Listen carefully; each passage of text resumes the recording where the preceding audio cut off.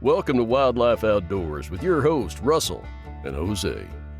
If you have a passion for conservation of the outdoors, or you're enjoying a calming hike in the mountains, an exhilarating kayak trip on the river, feeling a fish on the end of your line, cooking on an open flame in a primitive campsite, or stalking big game, just waiting for the perfect shot, you're in the right place. So put on your boots and polarized sunglasses and come along for the ride. Welcome back to the podcast, guys. We have a different kind of episode for you today. We're just going to kind of cover some shenanigans that we had over the 4th of July and weekend after. So welcome back. This is Wildlife Outdoors with your host, Russell and Jose. What's going on, guys? So what'd you end up doing for the 4th of July, bro? Nothing. Whole lot of nothing. Well, that's not totally true. I didn't really have any plans going into the 4th. I did end up going back home to my hometown for some personal reasons the day before. And it was meant to be a short trip. It was going to be a short turnaround. I was just going to go there and back. At least that was the plan. But I figured since I was already there and I was already late and I'd been driving for a lot of the time, a lot of the day, I just didn't feel like driving back. So I figured I would just hang out. And so I just stayed there. And then we ended up having a little like early lunch, I guess, with the family, 4th of July. So we went to my grandparents. We just grilled some burgers and hot dogs, you know, just the traditional 4th of July stuff. And yeah, man, it was fun. It had been a while since I hung out with my family, so it was good to see them and hang out with them and stuff. And did that, and then I came back to College Station that same day, and just so happened that my friend was having a 4th of July get together at her place. With her and her husband had some friends over, so we went over there, and that was actually a lot of fun. It was a blast. We hung out, just grilled some food, drank some drinks, and just had a good time, man. For a day that didn't really have anything planned, it turned out to be a pretty good one. So can't complain. No fireworks though. That's awesome. We didn't see any, but yeah, man. Just because, so every year in College Station they do this big fireworks and drone show. The drone show is actually pretty dope, dude. Not gonna lie, it's pretty awesome. They do this big fireworks and drone show at Relish campus. And my girlfriend and I went there last year, but it was insane, dude. It was insane. We were on the way to Relish campus, like, I don't know, man, 2 hours at least before the event started. And we were stuck in traffic for like a good 2 miles before we even got close. Really? And I guess everybody just started, it was just wild, man. And I guess everybody just got tired of the traffic. And so they started pulling off to the side of the road, and we just happened to come up upon this hill. And so we just decided to go pull out. There's a bunch of cars there already. So we just pulled off and parked up there. I backed the truck up, dropped the tailgate. And so we just watched the fireworks from there. And it was fun. But I told her, I was like, if this happens next year, we're not doing this. I'm sorry. It's not worth it. Like, as cool as it is, it's dude, dealing with all the traffic, man, it's just enough to make me not want to do that. So, but this year, so needless to say, this year we didn't do that, but it was still fun. They did stream it online. We did pull it up, but honestly, we were just too busy like talking and playing cards and stuff. We didn't really watch the fireworks show, but it was good, man. I had a really good time. It was fun. That's awesome. That sounds like a good time. What about you? You guys do anything? Yeah, we did quite a bit actually. So the weekend before the 4th, I went with my girlfriend over to Van Buren to her family's house over there, and we celebrated her cousin's birthday party, and went fishing actually. So I went fishing, I guess it was early that Saturday morning with her cousins, and I don't even know what body of water it was. It was some creek. And dude, there were so many different species there. Like, we saw catfish, and we saw largemouth, we saw smallmouth, we saw all sorts of different kinds of sunfish. They had spotted gar.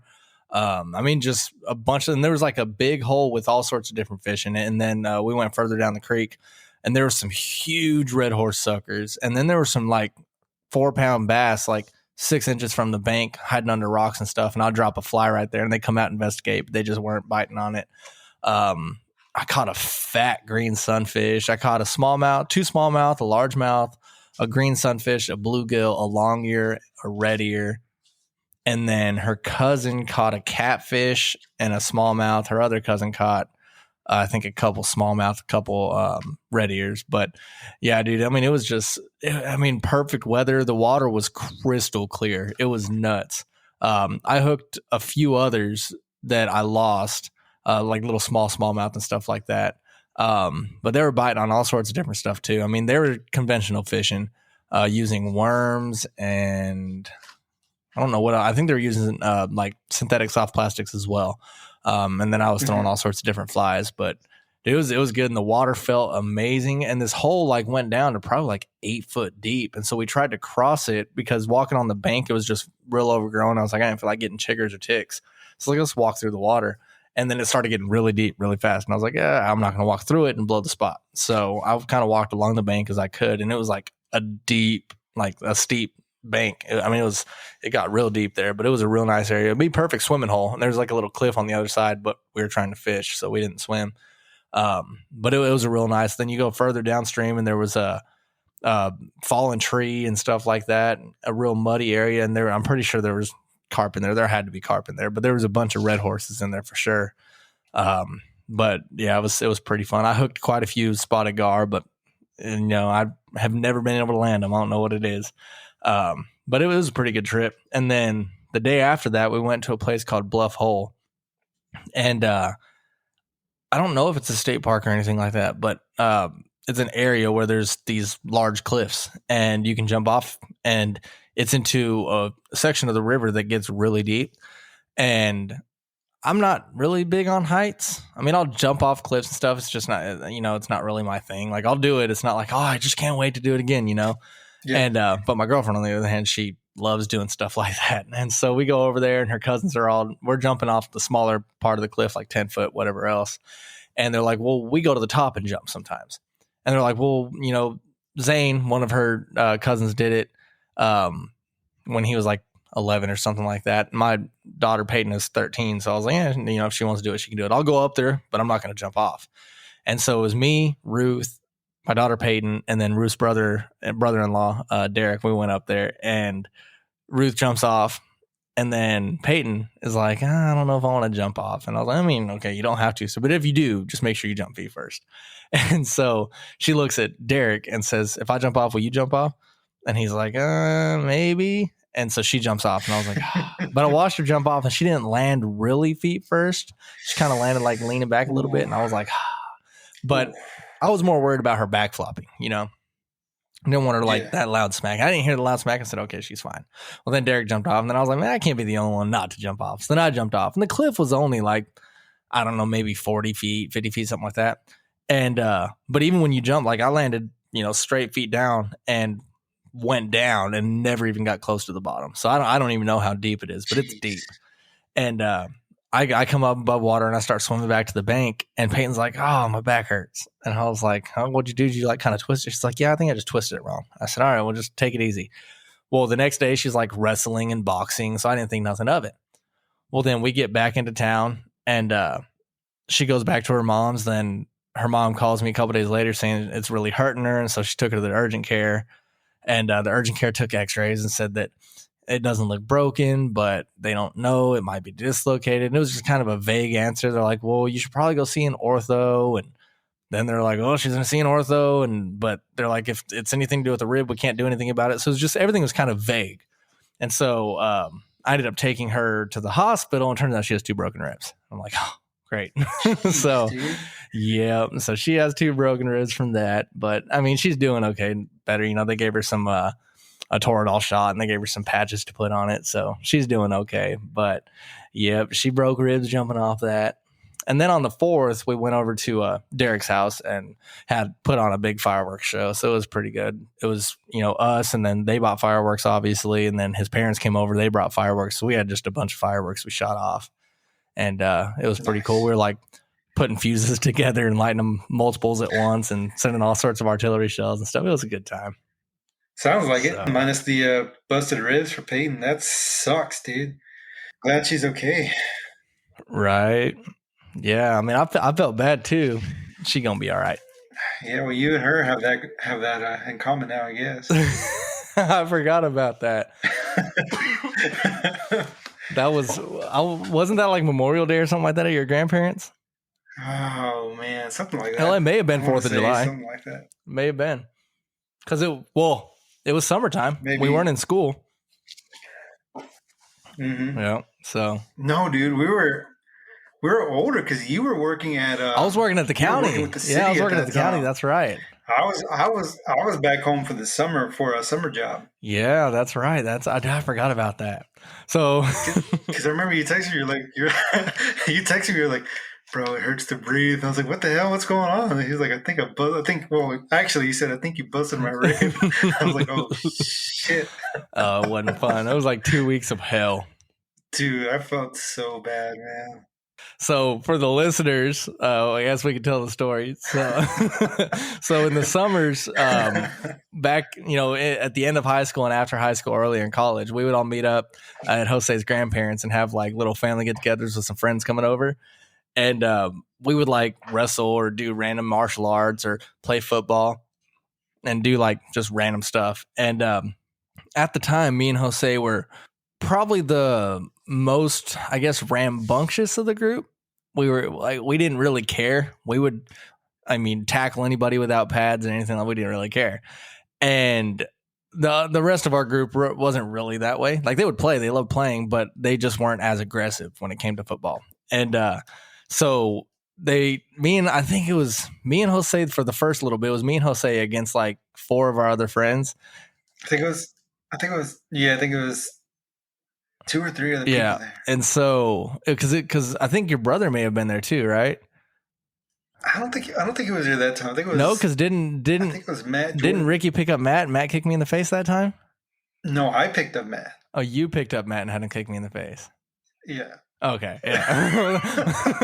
Well, anyways, that's a different story. So we were playing, and me and Jose were just. Happened the same day though. I think it did. Yeah. Dude, you got. Yeah, I'm always getting hurt.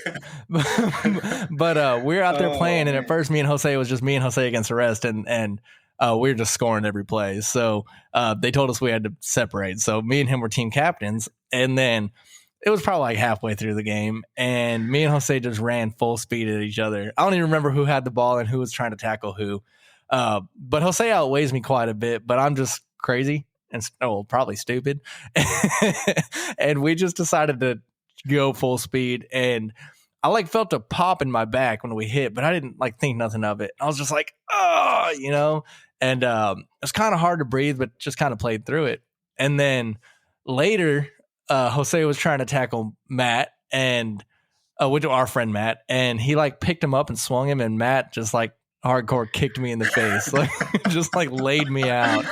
But dude, you're like laying face down with your hands to your face, dude, like it hurt so bad. I was like, Russell, you okay? And you didn't say nothing for the longest time. I was like, dude, someone check him. Was he knocked out? Right, I might have had a concussion. You finally rolled over. You're like, dude, somebody kicked me in the face, and that's like, oh shit, that was you. Oh, good times. But yeah, so that had happened. And then at the time I was working for the county and I was on the road paving crew, but in the off season and when we weren't paving, I would run a crew as our crack sealing crew. And so I'm sure y'all have seen roads with like the black stripes on them, like squiggly lines and stuff. So it was that sealing the cracks so water doesn't get in there and freeze and expand the cracks more. And so the way that we do it for Hays County is we would go and put rock. Like we had this, I don't even remember what number rock it was, but we'd put this black rock in there. But we would use a shovel to kind of break open the cracks a little bit to put the rock in there. And then we would go over that with sand and try to make it flush. So that when we put the oil on top, it wouldn't just seep it in the crack, it would seal it. And so I was out there and it was the Monday after. And I was trying to break open those cracks with a shovel. And anytime I would like move my arms or my back or breathe or sneeze, like my back would just kill me. And that's when I texted Joe. I was like, dude, I think you busted my rib. And I think I probably had a rib, if not more, broken because like if I would turn a certain way, I would feel like a click in my back. And it was just a sharp pain. And yeah, I'm pretty sure that's what it was. Dude, when you texted me that, I was like, oh my God. I felt terrible, man. I felt so bad. And you're like, oh man, it's cool, no worries. I mean, it was our fault, both of us. I mean, yeah, but still, dude, I still feel kind of bad about that. It makes us who we are, man. It was a good time. I wouldn't trade it. It was a good time. Dude, we had so much fun over there cookouts. Dude, remember what so we're pretty, I don't know, man, we're pretty like low key a lot of times. I remember when we had those pool tables on Fridays, you guys would come over and we would just grill and play pool and listen to music and stuff. Right. And you would always school all of us on the damn pool table. Nobody could ever beat you. Bro, you got pretty damn good at pool. Well, when I had a pool table at my dorm. And you and Jason. Oh, yeah, dude, I forgot me and Jason used to play a lot. Yeah, I got decent because of that. Because he did some like tournaments and stuff, didn't he?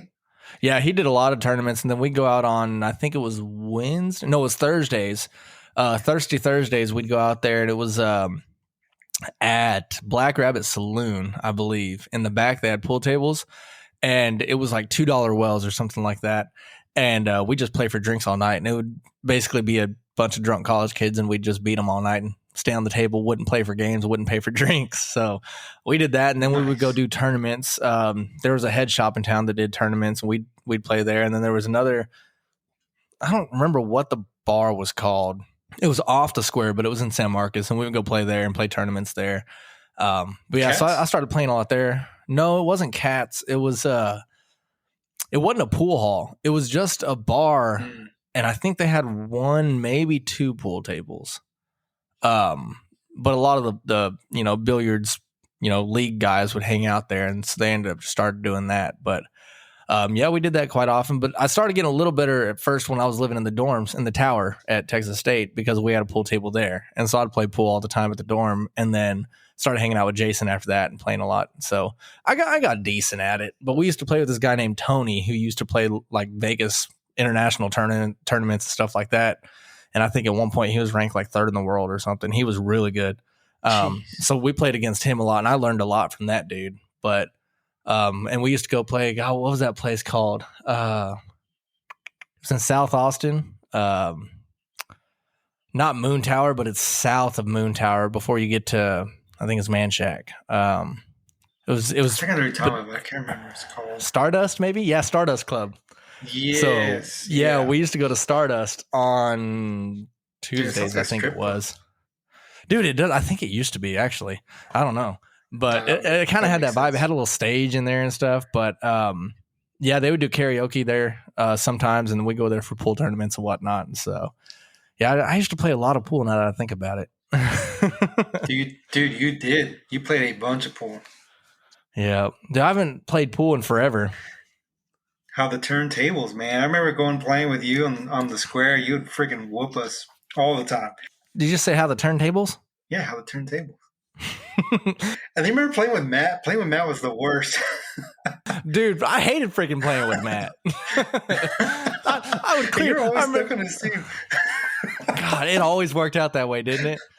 What was that one time? I was like, almost cleared the table, and it was his turn to make one ball. I said, whatever you do, just don't hit that ball. And he goes, fuck you, and hit it right in and lost the game. I was like, yes. What the hell?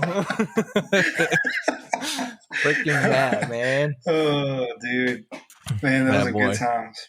Right. Dude, we need to go out again sometime. I haven't been out in a while. Dude, same. I can't remember the last time I went out. Dude, I haven't been out dancing in a while. That's what I was thinking about the other day. I remember we used to go to some dance halls all the time. Oh, Midnight Rodeo and Dance Across Texas, Mavericks. Yeah, Mavericks. Have you been to the new Mavericks in Buda? Well, I guess it's not new anymore, but I've never been. Well, no, did we go? No, we didn't go. We went to the one in Austin. Yeah, that's the night that one of our friends got pretty wasted. I have been there. I've been there twice, I think. I see. It's it's pretty fun. I remember Kevin? I saw him there once. Kevin Reeves? Yeah. I haven't talked to him in a while. Vic's sister, actually, future guest. I saw his sister there. I heard she used to work there. I don't know if that's true or not, but saw some old friends there too, actually, now I think about it. But yeah, man, I've been there twice. It was fun. It's been, I think it was pre-COVID. Really? The last time I was there. So Yeah. It's been open that long? Yeah, it's been a while, dude. Damn, that's crazy. You know who I talked to recently? Who's it? Daryl. Really? You remember my buddy Daryl? I do, yeah. So because I bought that Bonafide, right? And then we are supposed to trade Bonafides, me and him, because they didn't have the blue one where I got my green one at, and I wanted the blue one, but where he was going to get his at had the blue one.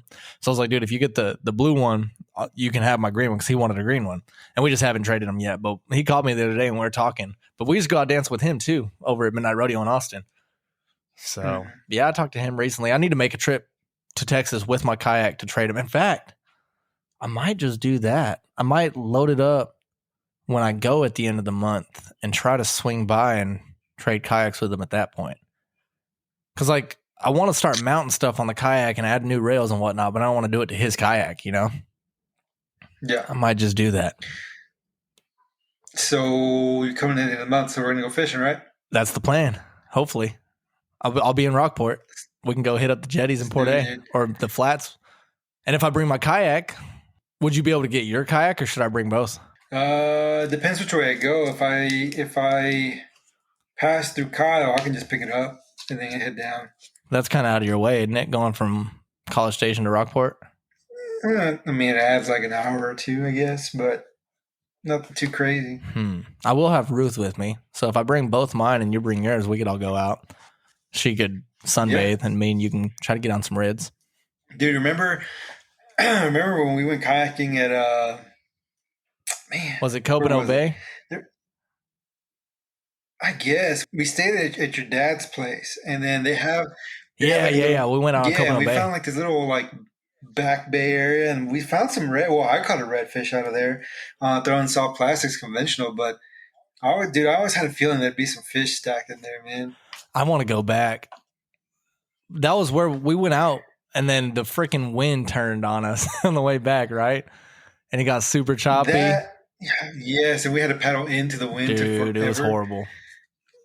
And then, our girlfriends at the time were like, "How long y'all gonna be out? We right? Do stuff." We're like, "Geez." So we left when we finally found the fish, of course. Right, that sucked. Yeah, luckily you caught one. I don't think I caught anything that. Actually, I think I caught a couple hardheads, but that was it.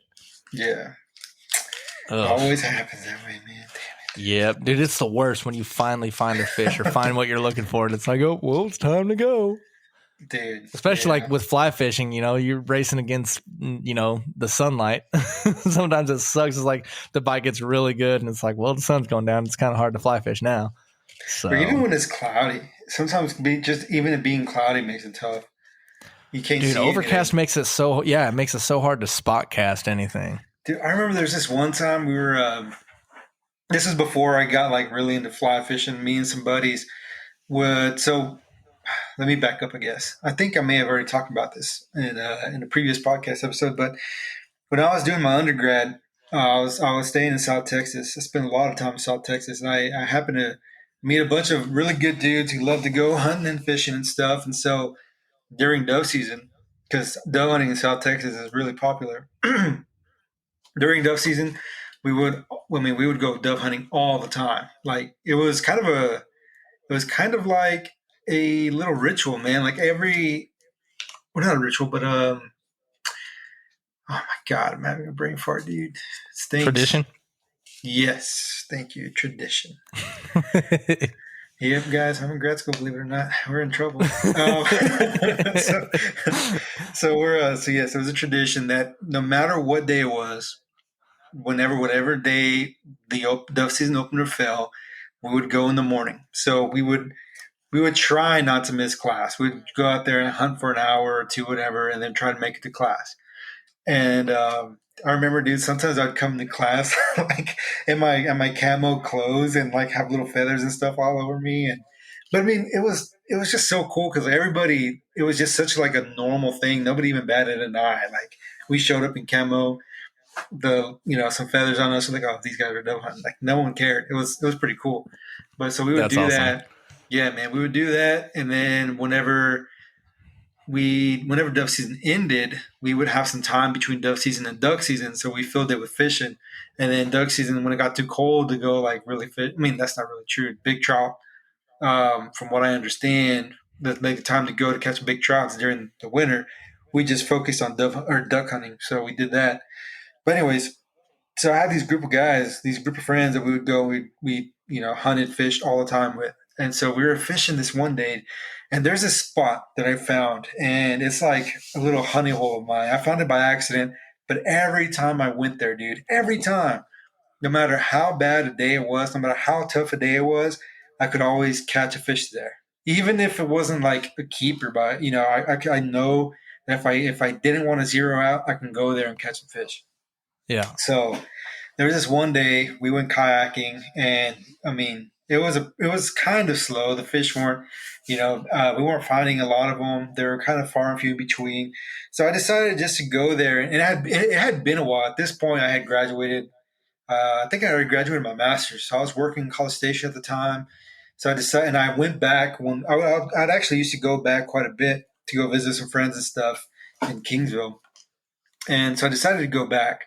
And we went fishing one weekend. So we were there, and one of my, like, how I like to fish it in order for me to like fish it effectively, I felt like I would beach the kayak and I would just wade the shoreline. And so this day it was super cloudy, dude. Like I couldn't see. Usually this spot had a bunch of like sand intermixed with turtle grass, and so it was really good for redfish, trout, whatever. And my thing was I like to cast into the pockets of sand and kind of bounce a jig out of there, or swim a gold spoon through there or something. But I couldn't see where the sand was because everything just looked the same because of clouds. So, dude, I was like, in my mind, I was like, come on, I just need a break, God. Come on, I just need like a few seconds of sunlight. And dude, like not even a minute after making that thought, literally like the sun shined through, and I could briefly see some pockets of sand. So I just picked one randomly, and I threw in there, and let my bait hit the bottom, gave it a couple pops, and I felt the bite. Dude, I cranked down and set the hook, and my line just took off. And usually I can tell whenever I hook like a slot size red, but this thing was pulling hard. I was like, dude, this is a pretty good fish. And I kept finding it, and I see the tail come up. I'm like, holy crap, dude.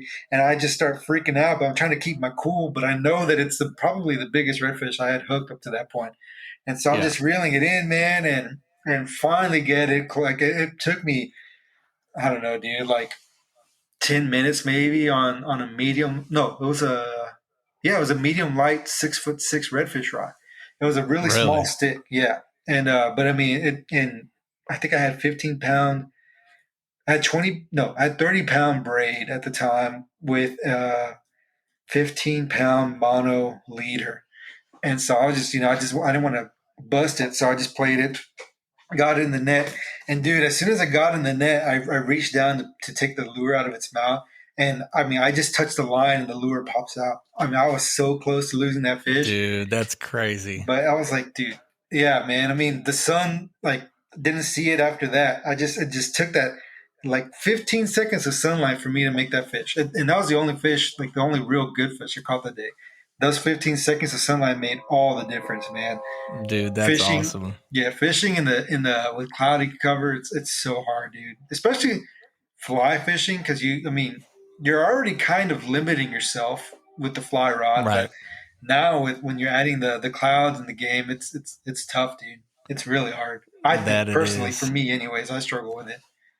Especially if you're going for a species that you have to sight cast, most fly fishing is sight casting, but you can get away with blind casting with some species. But if you're going for redfish or carp, like you have to see them. Yeah.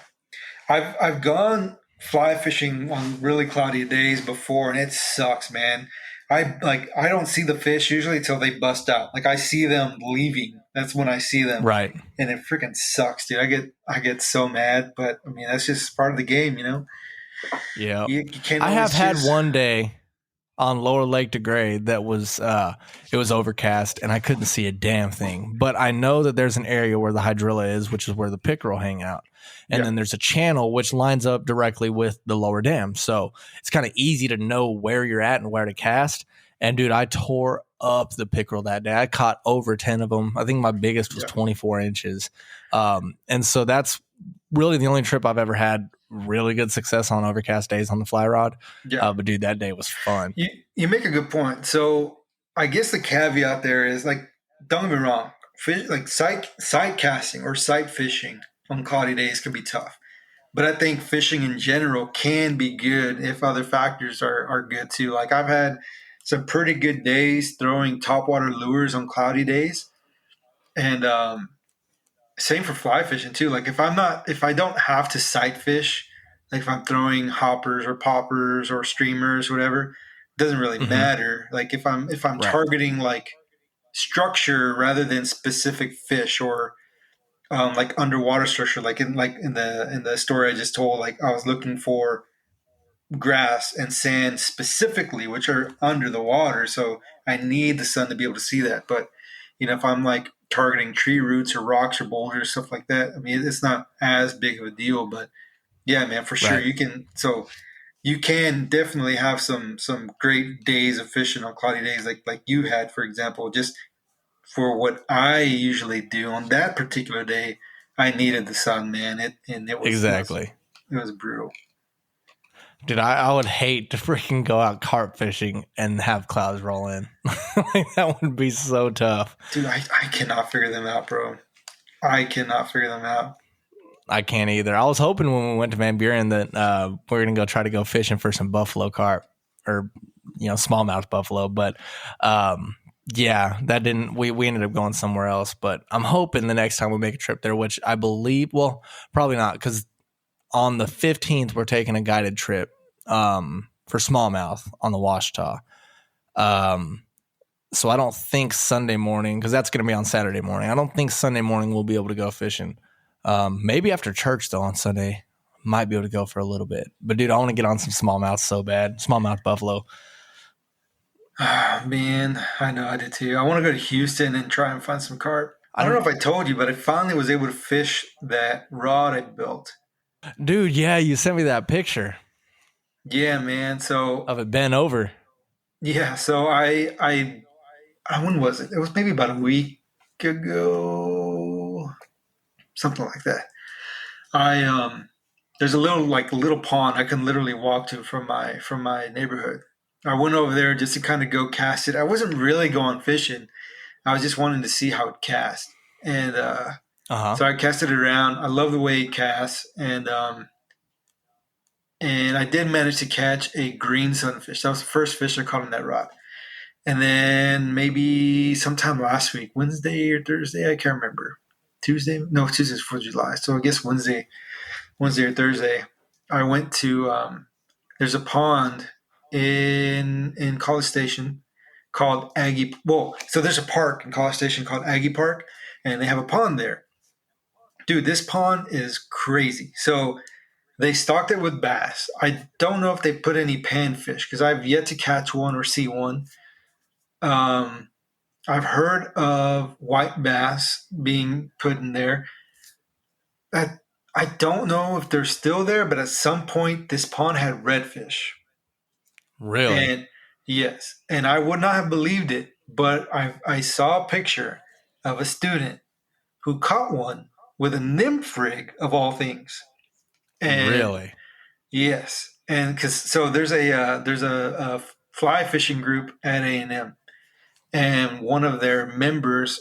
So there's like a group chat. One of their members posted the photo in the group chat, and I was like, "No way, dude!" And I looked and I zoomed in, and sure enough, it looked like a redfish. Had the redfish spot. It was a freaking redfish, and he still had the rig that he used to hook it tied to his rod, and there was an indicator. And so I zoomed in even more into the photo, and just in the corner of the mouth, it looked like a nymph of some sort. So this guy hooked this redfish on a nymph rig. That's awesome. To this day, it's the only redfish I have seen or heard of being caught in that pond. And then they stocked the pond during the winter with trout. I caught a few, some pretty decent ones. But yeah, man, this pond is insane. It's actually really pretty too. So I decided to go there because I know that there's bass there. I've hooked bass there before. They're like little footballs, man. They're pretty because there's fish feeding stations. So the fish there get pretty plump. I do think that they might be getting kind of cookie cutter size. They're all like the same. They look the same. They have the same body shape profile. I'm I afraid that see. they're gonna get stunted a little bit if they don't manage it. But that's not my department, I guess. That's whoever manages that place. But Right. so I decided to go there, try and find some bigger fish with that rod, and I hooked two, and then I lost both of them. On the first one, I guess I had a knot in my tippet and it broke, so I lost that fish. The second fish, same deal. I lost it because of a bad knot I tied. So I was like, what the heck, man? So I upped my tippet size, changed some flies around, and finally caught I don't know, man, it was like a pound and a half or so. And the rod was awesome. Like I love the way that it fishes. I love the way it feels. Um, Handles a fish no problem. It's a lot of fun. The only thing that I realized, so whenever I was casting it, I felt something moving in the grip, and I was really scared that I somehow managed to screw up either the grip or the reel seat whenever I applied the epoxy. But upon further investigation, I think what it is that the reel seat of the reel that I have on it, which is a Redington Behemoth, is a little bit too big for those little slits that the reel seat the reel seat slides into. Mm-hmm. Because when I got home, I tried it with some of the reels that I have, and they fit better than the reel that I have on there. So, because whenever I I see. cast, I can feel the reel kind of shift around a little bit, even if I have the reel seat like cranked up. Sorry, not reel seat, reel foot of the Behemoth. The reel seat's on the Uh-huh. rod. So even if I have like the locks of the reel seat cranked as hard as I tightened down as hard as I could, it still moves around a bit. So I see. because I took it off and I casted the rod with the line just without the reel, and it feels fine. Like I don't feel any of that. It's when I put the reel back on, that's when I feel like there's something moving around. So I want to go back and try it with a different reel to see how it feels. But that's my main concern right now, that I somehow fudged the epoxy job of the reel seat or the grip, which is very plausible. This is my first build, Right. which would I hope suck. that's not the case, though. I hope not either. There's ways to fix it, but as I understand it, it's a pain, and it's pretty much going to require me to redo the entire rod, which I Damn really, it. really, really don't want to do if I can help it. Right. Well, let's hope that's not the case. Yeah. But anyways, all of this to say that I finally fished it, and I think it'll suffice for its intended job, which was to catch carp. Like I built this rod with carp in mind, and that's what I really want to do with it. So I really want to make a trip down to Houston and try it out, man. Or that one carp spot that I found a while back. But I really just want to try and hook a carp with that thing. Well, I hope you can get on them soon, man. I need to find a spot up here that has carp like more than just a few weeks out of the year.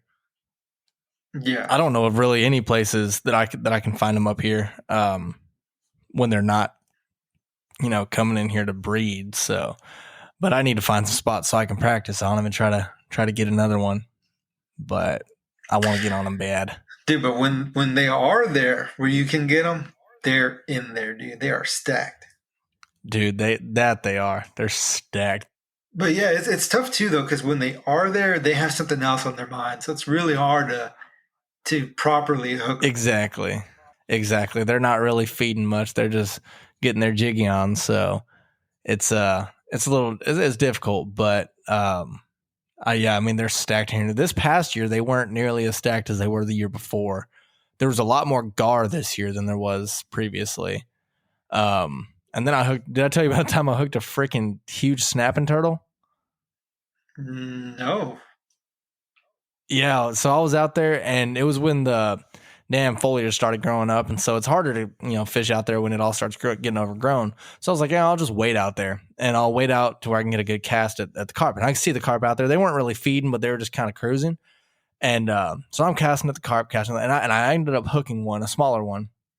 It was around the same time that I sent you the video of that weird black koi, I think it is. Oh, yeah. And so I was casting at him and hooked one carp, didn't land it, pulled the fly out of his mouth because I guess I just don't even, I was trying to horse on it, trying to, trout set on it. It just obviously didn't work. So I hooked a couple gar and then I hooked something and I don't even remember what fly I was using. And I hooked something and it just wasn't fighting. And I was like, the hell? And I was like, do I have something or am I like snagged? And then it starts moving like sideways. And I'm like, well, I guess I hooked something, but it's moving really slowly. And so I'm like just kind of trying to fight it. And it was like a weird, like there was no head jerks. There was nothing. I was like, what is this? And so I fought it for like 5 minutes and I bring it in. And then as I start pulling it, because like I was standing in all the weeds and the water was about probably mid-thigh. And I'm trying to pull it through the grass and, trying to be careful not to break it off. And I'm like, what the hell is like, dude, it was a freaking big old snapping turtle, probably like bigger than a dinner plate size snapping turtle. And I hooked it in the mouth and I was like, okay, like, I don't know what to do in this situation. Crazy. And so I bring it within like 5 feet of me.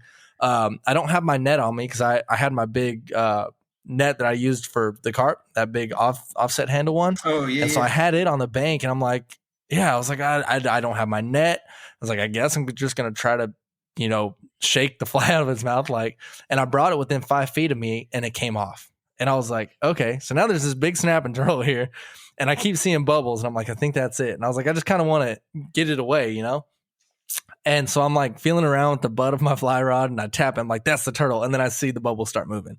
And I was like, just get away from me, dude. Like, I don't want to step on you and get bit. Because, he was big enough to where he could probably bite a chunk out of my leg. And I was like, so I was like, I guess I'll just not move my feet. And so I was casting a couple more carp that I was seeing. But yeah, dude, I hooked that big old freaking alligator snapping turtle. I was like, damn it. But, I never got bit and I never saw it again. So I'm assuming it just kind of cruised off. But the thing was freaking massive. But I was like, dude, I don't know what to do in this situation. Those things are scary, man. Right? They're freaking like gnarly looking. Not only that, but dude, the power of those jaws, they can take your finger clean off, man. Dude, it's nuts. I've seen those videos where like put soda cans and stuff in them and it's crazy. You ever seen that show? What was it called? Turtle Man or something like that? And dude, that dude is freaking weird. Dude, but he would go and he would just like, he would catch those things like they were nothing. I was like, forget that, man. I'm not listening. Grab 2 and 3 of them at a time. I'm like, what is wrong with you? Hell no. Couldn't pay me enough for that. I ain't losing a finger to that. Right. Dude, some of those that he was catching too, you could lose a freaking hand more than a finger. Yeah. Dude was wild. Yeah, they're freaking massive. So, dude, we went hiking today. Well, we went hiking yesterday, and we went to another state park that I never heard of. It's called Woolly Hollow up in a town called Greenbrier. And it was me, Ruth, and Aggieland, and it was 3.95 miles. So Aggieland made the whole hike, surprisingly, almost 4 miles of hiking. Wow. And it was just super peaceful. It poured. We were on our way up there. It's about 2 hours from here. And we're driving and it was just pouring, like so bad that I hydroplaned numerous times on the I-30. Like I was like, this is like white knuckling the steering wheel. It's like, what the heck? And we looked up the weather and the rain was supposed to stop around 1 o'clock up there. And we were supposed to get there around 1:15. And I was like, all right, sweet. So we get there and we get to the welcoming center and we go in there. And I was like, how was that rain that came through here? Because there's some good waterfalls over there on the hike. I was, excited that if it was raining, but no longer raining, that hopefully the waterfalls are good. And she's like, oh, we got a couple sprinkles, but that's it. And I was like, damn. So I knew the waterfalls weren't going to be that great, but we went and we hiked it. It was muggy, but it was gorgeous. The majority of the trails were shaded. It is just like through the woods. And so it was good. We finished and then we got out and went and swam in the lake. And then we decided to go for a hike today. And we went to a place here in Hot Springs called Goat Rock. And it was, perfect weather. It rained all day today too. And then it stopped, around 4 o'clock and we went hiking. And I saw the weirdest thing up there. I took a video of it. I'm going to post it on Instagram. There was this tree. And I don't know what kind of tree it is, but there was bunches of leaves, right? So like it comes off the branch and then it splits. And then there's like probably 3 to 5 leaves on each little small branch off the branches. And in numerous spots on the tree, they were swinging back and forth towards each other. Like, those pendulum ball things where you drop a ball from one side and the ball on the other side moves. Yeah. So, if you like grab both of them and you drop them both from the same side and they start clanking back and forth. Yeah. It was like that. The bunches of leaves were doing that together in like numerous spots of the tree. It was the weirdest thing I've ever seen. I have no clue what could have caused it. So I took a video of it and I'm going to post it and see if anybody knows. But it was freaking weird. I don't know why the thinking of Turtle Man holding up the turtles made me think of those little bunches of leaves. But dude, it was freaking weird. I have no clue what caused it. Dude, that's a little eerie, not gonna lie, a little creepy. Dude, it was. And I was like, and so I just took a video of it and I'm gonna post it and see if anybody knows what it was. Like I was thinking, okay, well, maybe it's like a weird, drift of wind coming, off because we're in the mountains. Like okay, but it was happening in numerous spots on this tree, and I'm like, what is this? It was weird, man. Yeah, that's a little strange, dude. Not gonna lie. Right. But I'll post it and I'll see if any of the listeners or viewers out there know what it would be, and I'll tag you in it so you can see. But dude, it was freaking weird. In fact, I'll probably post it on the Wildlife Outdoors page and see if anybody knows. But yeah, dude, it was freaking crazy. Yeah, I don't know of anything as to why that might happen. No idea. That's the first I heard that. There was no bugs on the leaves. There was no animals in the tree. Like it was very strange. Very strange. Dude, we should have an episode maybe closer to Halloween about creepy stuff that we've experienced while we're hunting or fishing or camping or whatever, hiking. Dude, I talked to Vic about that the other day. Dude, he and I have some stories, man. Yeah, that's what he was saying. I was like, dude, Jose's told me some stories that give me freaking goosebumps from y'all growing up. And he's like, dude, we got a bunch of them. I said, dude, closer to Halloween in October, we need to start doing like scary story episodes. He's like, dude, I'm definitely down. So we need to do that for sure.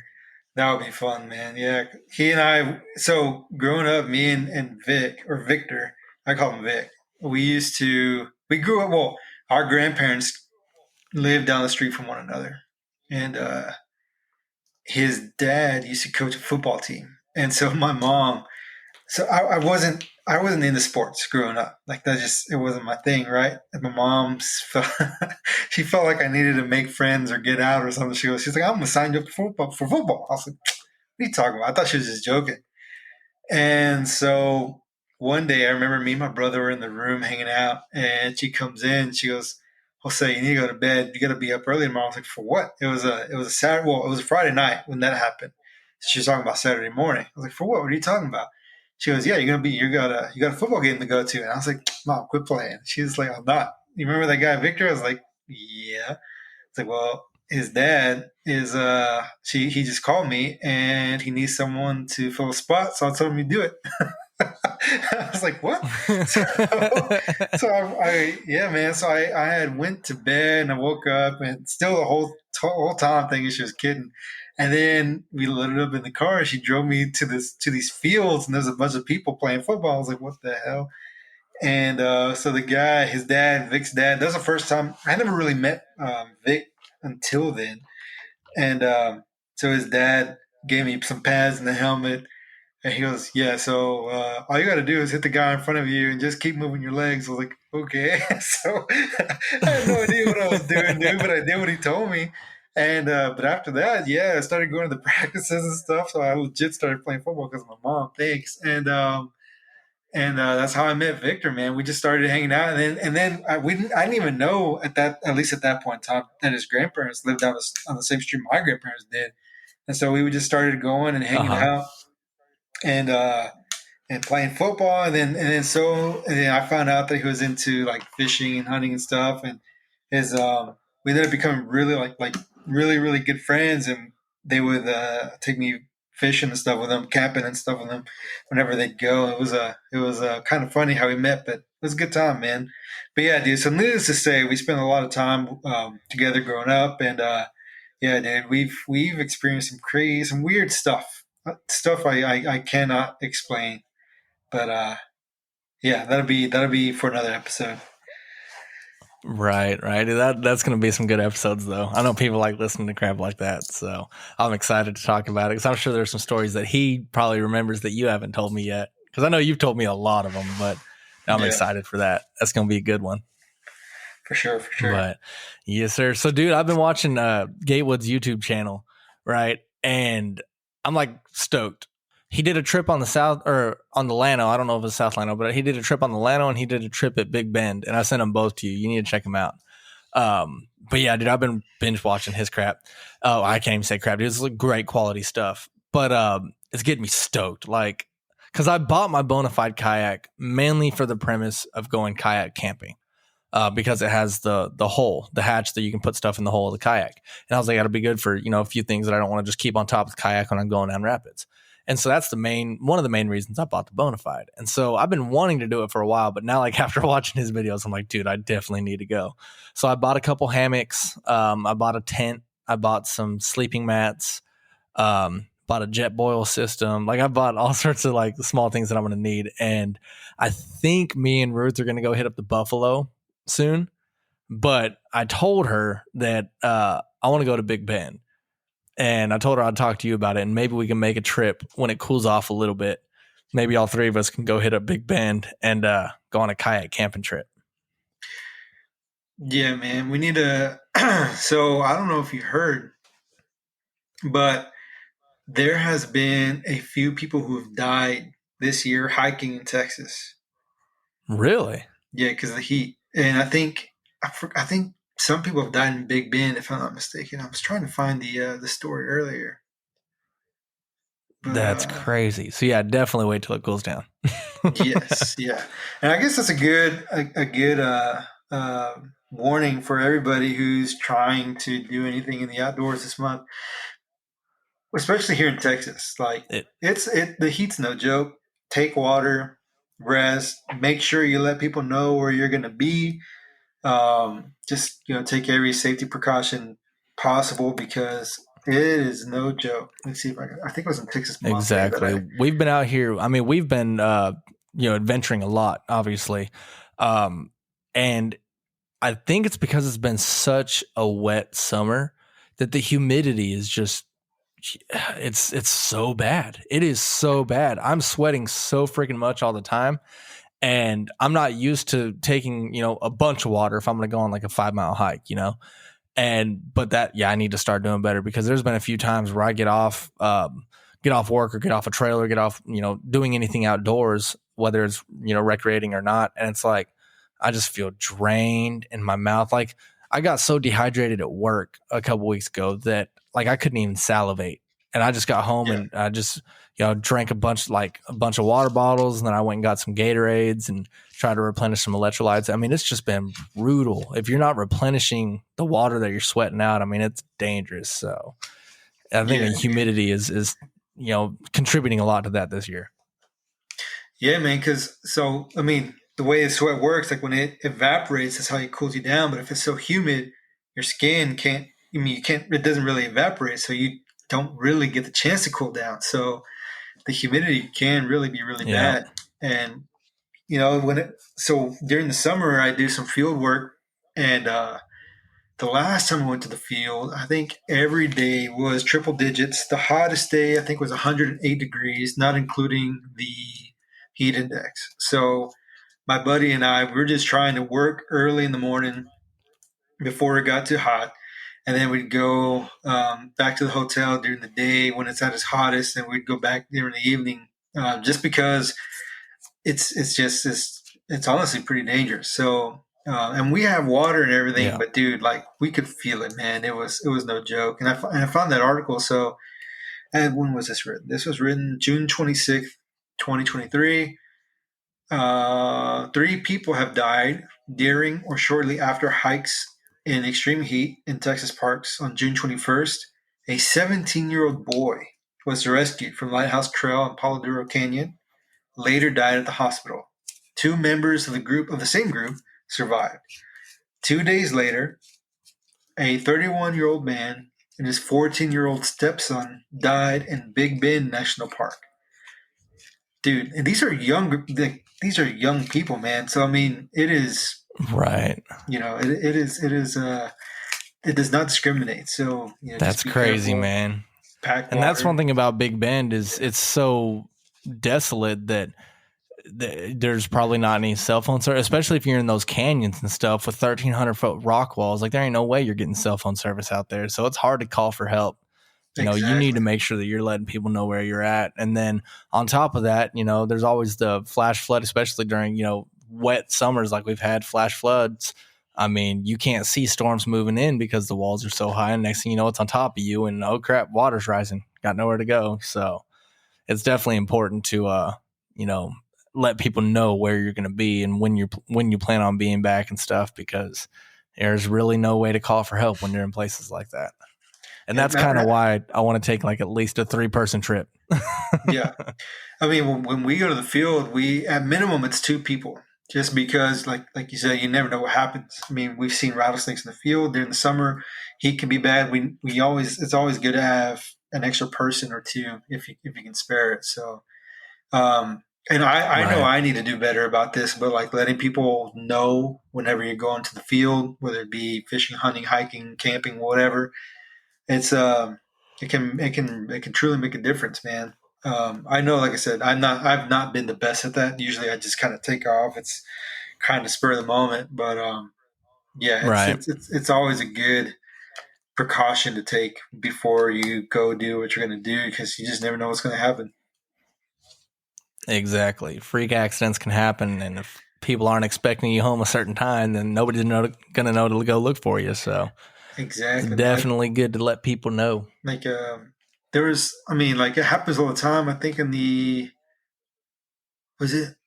a story I read. I can't remember if it was I think it was the Appalachian Trail. This woman was hiking and she like twisted her ankle or something, and she didn't go back, or she didn't make it back. And I think it was her husband or some family member got worried, but luckily they knew at least what trail she was at. They were able to find her, like, I don't know, like a day later or something like that. But she was okay aside from her messed up ankle. But yeah, man, I mean, if she hadn't told anybody, that could have been pretty damn bad.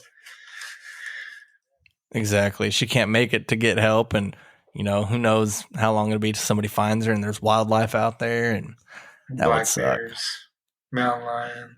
Yeah. That being said, I would love to get a photo of a black bear. Dude, I was listening to a MrBallen the other day talking about a guy that wanted to get a picture of grizzly bears, and he was taking pictures as he was being attacked because he was so, I mean, I guess he knew he was going to die, and he was hiking with his wife too, and he said, hold on, go to the car, I'll be right back, I'm going to go do this. And so he went to get closer to take a picture, and I guess they treed him and then ripped him out of the tree. Oh. And I think he still took a picture of him being attacked because he knew he had made the mistake, and he had such a respect for them. But I was like, dude, that's freaking crazy. I guess that there was cubs nearby. And so, of course, the mother grizzly bear, was being protective. But I was like, dude, that's freaking crazy. Like, I would love to get a picture of, moose and grizzly bears and mountain lions. And I just, it's so dangerous. Yeah, moose are mean, man. But that story reminds me of dude, and they're huge. They are huge. They're massive. I saw this post. I was going to send it to you. I saw this post on Instagram the other day. There was a photographer. I think he was in Alaska, and there was a grizzly bear by the edge of a stream, and he's taking a photo of this grizzly bear, and the grizzly bear starts charging at him. But dude, that guy had freaking cojones, man. Like, he just stood his ground, was taking photos the entire time this bear was charging at him. And I guess, and luckily for him, it was a false charge. The bear peeled off at the last second. And then the guy starts like running after him, taking photos. I'm like, dude, man, that guy's built different, bro. Dude, I saw that. That dude has some freaking stones. I was like, dude, I probably would have just died from fear. I would have had a heart attack.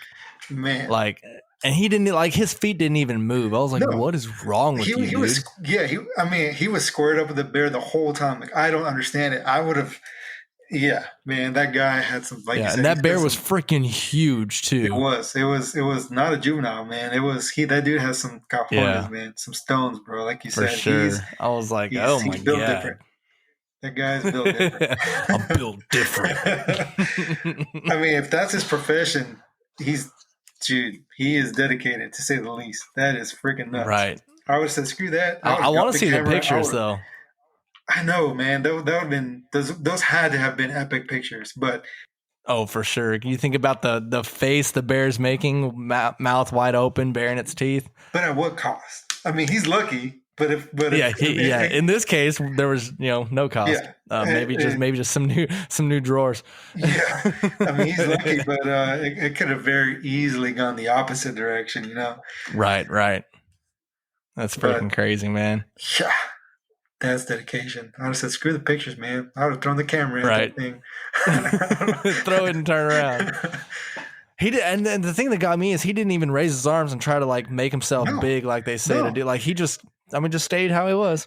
Dude, he took photos the entire time. His face never left the freaking camera, the viewfinder. Right. Like it was insane. Hats off to him. Insane in the membrane, right? Yeah. I wonder. So I saw that video on Instagram, but I wonder who posted it. I wonder if we can find it and try to track down those pictures because I don't want to see the pictures. They have to be good. I didn't even think about that. Dude, that would suck if the pictures suck. Right? They're all blurry, out of focus. They're all blurry, or his settings weren't right, or he had it on manual focus and just wasn't in focus. Overexposed. Right. Man. I took a long exposure of this. It wasn't really a little waterfall. It was like a little tiny ripple where there's some rocks sticking out over that Woolly Hollow State Park. And I took a long exposure. And, dude, it came out freaking – I don't know what to think about it. Like, I think I might need to tweak it a little more on Lightroom.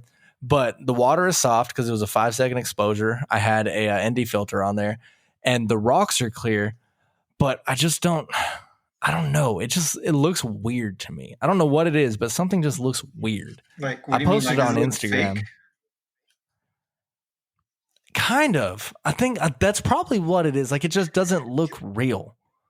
Because I took some photos of the San Marcos River a long time ago, long exposure with an ND filter.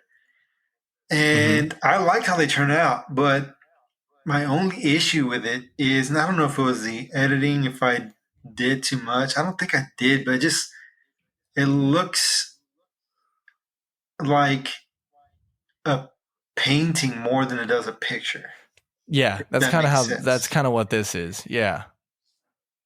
So and I was thinking, I was like, well, maybe it's not perfectly in focus. Then I zoom in on the rocks and I'm like, dude, the rocks are perfectly in focus. And, composition wise, like I made sure there was a foreground. So I like kind of almost shot through some foliage on the bank. And then like I put a lot of thought into the composition of the picture. And then I took a few exposures, but I ended up settling on a 5-second exposure. And I think I was shooting it at f4. And because I wanted a little bit more in focus because I was using an f1.8 lens. And so I backed it up to f4. And so I put a lot of thought into the composition of it. And then when I imported it into Lightroom, started editing, I was like, I had to brighten it up a little bit because it was a little underexposed. But I was like, I just don't know what I think about it. And so I tried to bring the saturation down, thinking maybe it was oversaturated because the sky through the trees was a little dark blue. And so I went and I made a mask for the blue hues, and I brought the saturation down a little bit, brought the vibrance down, tried to illuminate a little more. So I raised the light level, the exposure on just the blues. And I mean, I tried to make it look like the typical things that I would do in post processing, but I think that's what it is. I think it just looks more like a painting than a picture, but it's just weird. Is it did you post it on your personal one or the podcast? Yes, I posted on my personal one. It's on Facebook and Instagram. Okay. But on my personal ones. I'm gonna go check it out. I haven't taken a long exposure dude, shot. Dude, I hadn't either. But after the rain, like I was excited for the waterfalls. I was like, I'm gonna get a long exposure for waterfall. And we went and hiked Petit Jean, and there's a big waterfall there, and it was really flowing last time we went in January.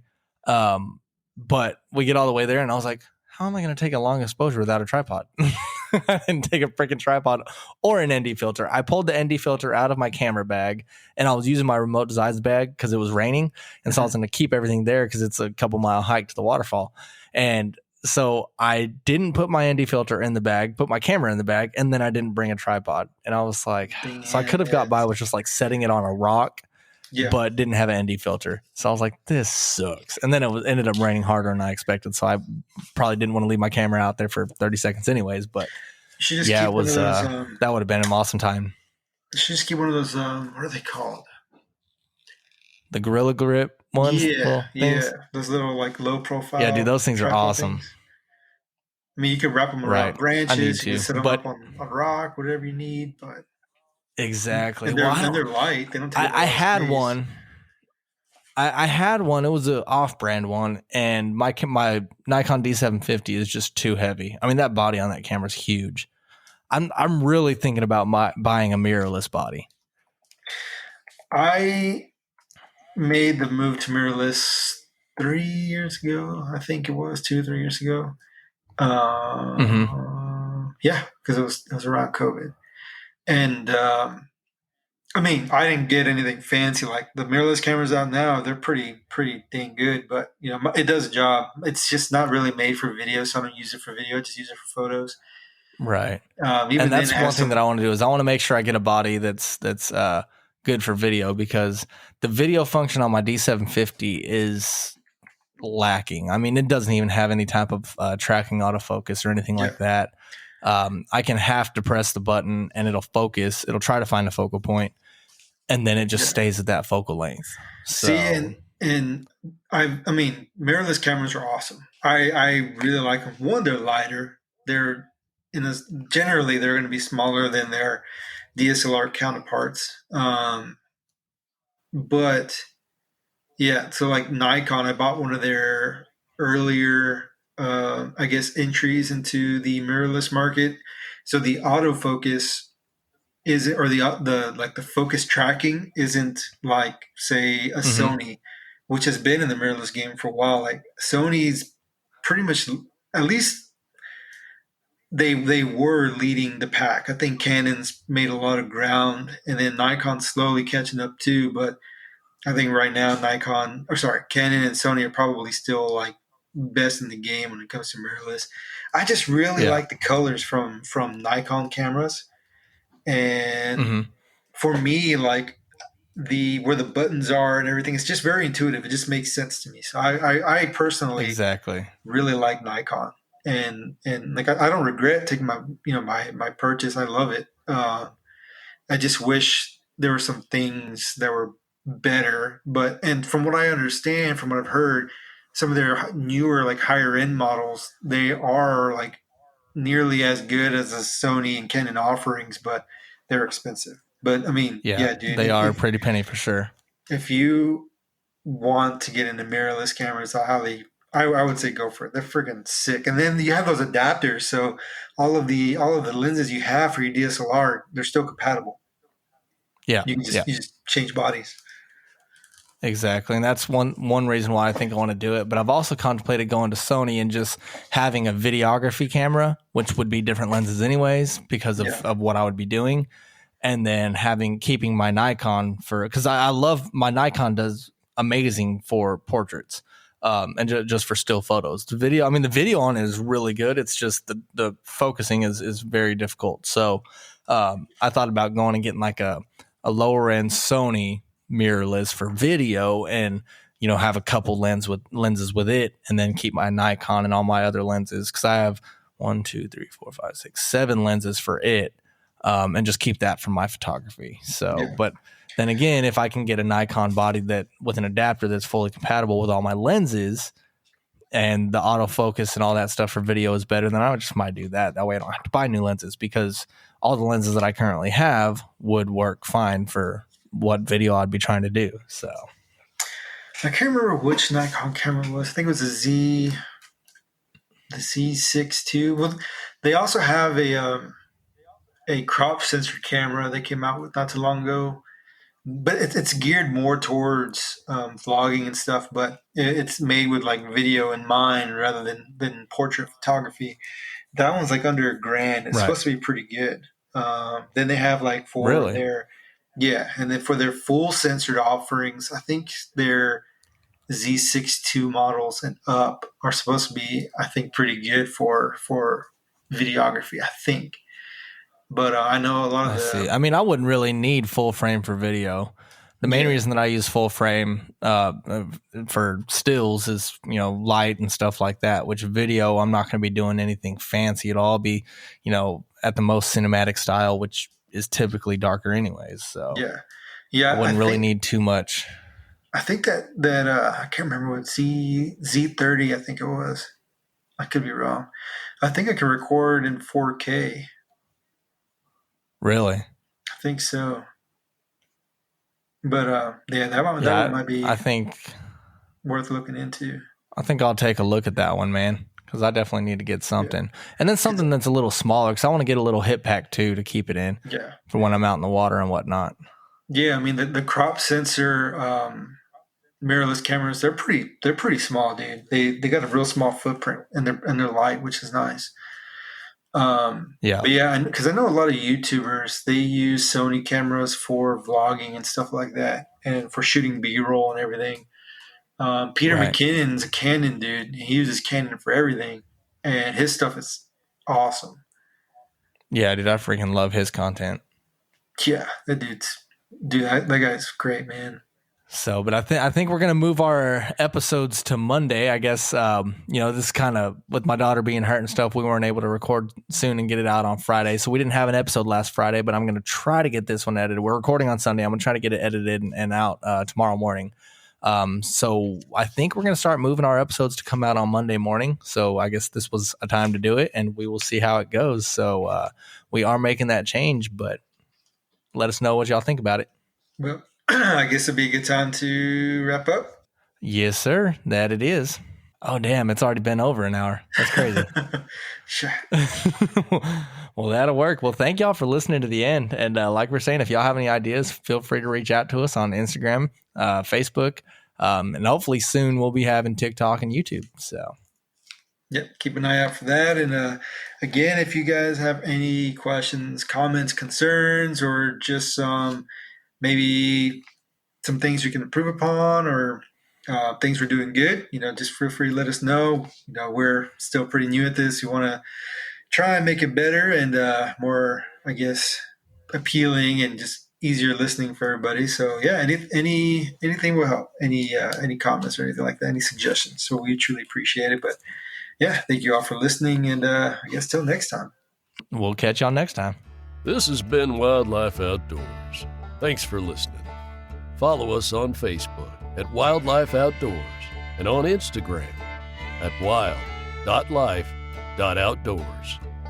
Let's go live life on the wild side.